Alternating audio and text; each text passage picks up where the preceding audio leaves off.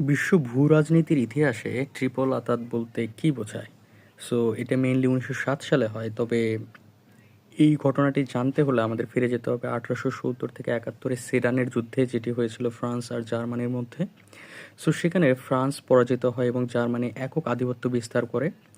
তারপরে সেখানকার নেতৃত্বে ছিল বিসমার্ক, এবং বিসমার্ক আস্তে আস্তে রাশিয়া এবং অন্যান্য শক্তির সাথে, তারা অস্ট্রিয়া পরাশক্তি ছিল, তাদের সাথে একটি জোট গঠন করে এবং এতে করে একটা আধিপত্য বিস্তার হয়। তবে পরবর্তীতে যখন বিসমার্কের পতন ঘটে, এই ফ্রান্স একদম যে ইউরোপের রাজনীতি থেকে বিচ্ছিন্ন হয়ে গেছিলো, সেই বিচ্ছিন্নতার অবসান ঘটে, তারা আবার রাজনীতিতে ফিরে আসে। আবার ১৮৯৭ সালে দেখা যায় জার্মানির পররাষ্ট্রনীতিতে এক ধরনের উল্লেখযোগ্য বৈশিষ্ট্য দেখা যায়, সেটা হচ্ছে একক আধিপত্য, তাদের নৌ যে বাহিনী সেটা সম্প্রসারণের মাধ্যমে। এতে যুক্তরাজ্য একটু ভীত হয়ে যায়।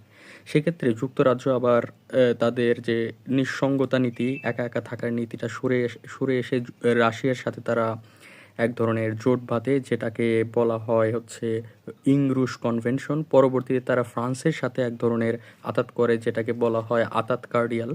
সো ১৯০৭ সালে এই ধরনের এই দুইটি যে জোট হয়, সেটিকে একসাথে ত্রিপল আতাত বলা হয়। আর যাতে করে ইউরোপের অনেক শিল্প উন্নয়নের আর কি দিক উন্মোচিত হয়।